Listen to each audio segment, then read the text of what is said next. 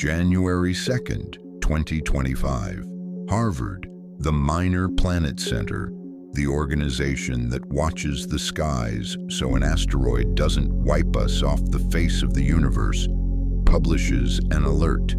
A new object has been detected. It passed closer to Earth than the Moon. Status: potentially hazardous. Astronomers start running the numbers, checking whether it's coming for us. 17 hours later, the entry is deleted permanently because the object that spooked Earth's planetary defense system was a sports car with a dead driver behind the wheel. And that is only the beginning of the strangest story in the solar system. You think you know this story? A billionaire launched his car into space, a publicity stunt. Everyone laughed, everyone moved on, everyone forgot, except space itself, because over 8 years that car has become something else entirely. A radiation-stripped ghost that nobody sees and nobody tracks. A blind spot in Earth's planetary defense. An object for which scientists have already calculated the odds of hitting our planet. Those odds are not zero, not even close to zero. You'll hear the number and it will surprise you. For now, remember this. Somewhere out there in the black void between Earth and the asteroid belt, a dead car is hurtling through space right now, and one day it's coming back. February 6th, 2018, Florida, Launch Complex 39A, the same slab of concrete that sent humans to the moon. On the pad, the Falcon Heavy, the most powerful rocket on the planet. 27 engines roaring at once, 5 million pounds of thrust, and exactly 0 successful launches in its history. Elon Musk publicly gave it 50-50 odds. His words: he expected an explosion, a huge, spectacular explosion broadcast live. A test flight like this needs ballast, a payload nobody would miss. Usually, it's a block of concrete, a slab of dead weight. But Musk made a move that changed spaceflight history forever. He rolled his personal cherry red 2010 Tesla Roadster out of his own garage. He put a mannequin in a real SpaceX spacesuit behind the wheel and named him Starman after the David Bowie song. On the speakers, Space Oddity on infinite repeat. On the dashboard, a sign reading "Don't Panic." In the glove box, a copy of The Hitchhiker's Guide to the Galaxy, and one tiny detail that gives you chills. Mounted on the dash was a Hot Wheels miniature of that exact same Roadster, with a tiny Starman inside, a car inside a car, a driver inside a driver, a nesting doll fired into eternity. The rocket didn't explode. It performed flawlessly. The 2 side boosters descended in perfect sync like a ballet and landed back on Earth. And up above, the fairing opened, and millions of people saw an image that seemed impossible. A red convertible, a mannequin's arm resting on the door, and the blue Earth filling the windshield. It looked like a dream, but it was a live broadcast. 6 hours later, one final engine burn ripped the car free of Earth's gravity, forever. A one-way ticket. But what happened next? Even Musk didn't plan. The upper stage overperformed. It flung the car past its target, onto a stretched-out ellipse around the sun, whose far edge reaches beyond the orbit of Mars, to the very rim of the asteroid belt, the place where rocks capable of ending civilizations roam. Now, the numbers. Hold on tight. One lap around the sun takes 557 days. Its speed, tens of thousands of miles per hour. In 2026, it was clocking over 47,000. Total mileage in 8 years, more than 1.8 billion miles.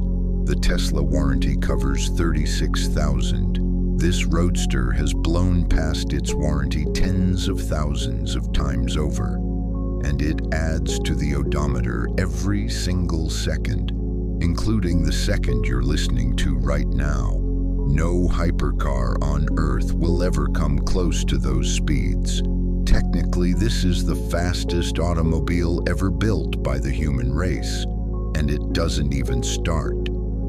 On October 7th, 2020, a rendezvous happened that no screenwriter would dare invent. The red car swept past the red planet. But now, the truth they don't show you in the pretty videos. What space has actually done to this car? Picture it in close-up. There's no oxygen in a vacuum, which means no rust. Sounds like immortality. It's a trap. Because out there are things far worse than rust. The sun's hard ultraviolet, no atmosphere, no filter, point blank. Radiation that tears molecules apart. Micrometeorites slamming into the body at the speed of bullets, only 10 times faster. Chemists delivered the verdict in the very first year. Everything organic on board is doomed. Radiation slices through carbon bonds, molecule by molecule, day by day, year by year. The leather seats crumbled, the rubber tires cracked and gone, the paint burned away to nothing. What's circling the sun is no longer a cherry red convertible. It's a bleached, stripped-down aluminum skeleton, the corpse of a car. And here's the cruel irony. Starman's spacesuit is the only thing on board that was actually built for space. The driver may have survived better than his own vehicle. The battery died within the first day. Space oddity cut out somewhere on the way to the orbit of Mars. And it will never play again. For 8 years, Starman has been driving in absolute perfect silence. A dead driver, a dead car, dead silence, and yet, it was this corpse that managed to terrify the living. Let's go back to that night at Harvard. January 2025. An amateur astronomer in Turkey is digging through public observation archives, the ones that collect data from telescopes all over the world.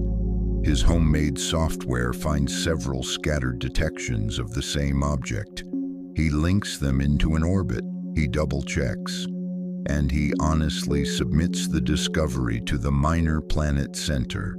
The center assigns the object an official designation, Asteroid 2018 CN41, and immediately a red flag. Its orbit had passed within 150,000 miles of Earth, closer than the Moon.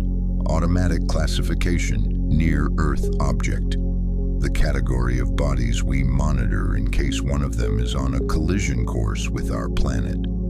For 17 hours, Earth's planetary defense system believed a car was an asteroid. Then somebody cross-referenced the orbits, and a chill ran down the astronomers' spines. A perfect match. The dangerous asteroid was the Tesla Roadster and the Falcon Heavy upper stage. The entry was deleted, but what it revealed is scarier than the mistake itself. Because here's the horrifying part. Nobody tracks man-made objects in deep space. Nobody at all. The military tracks satellites near Earth, and that's where it ends. Beyond that, a blind zone. The Roadster flew for 8 years, and one of the world's leading astronomical institutions could not tell it apart from a space rock. Now imagine a darker scenario. A telescope picks up an object heading for Earth. Alarms, emergency calculations, governments debating a multi-billion-dollar intercept mission. And it turns out to be somebody's forgotten rocket stage from the 60s, or the mirror image nightmare. A real killer asteroid gets waved off as just another piece of space junk, one mislabeled dot in a database, and the price of the error becomes Planetary. A red convertible launched as a joke accidentally exposed a hole in the defense of the entire human race.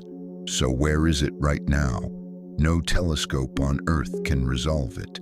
The car is far too small at those distances.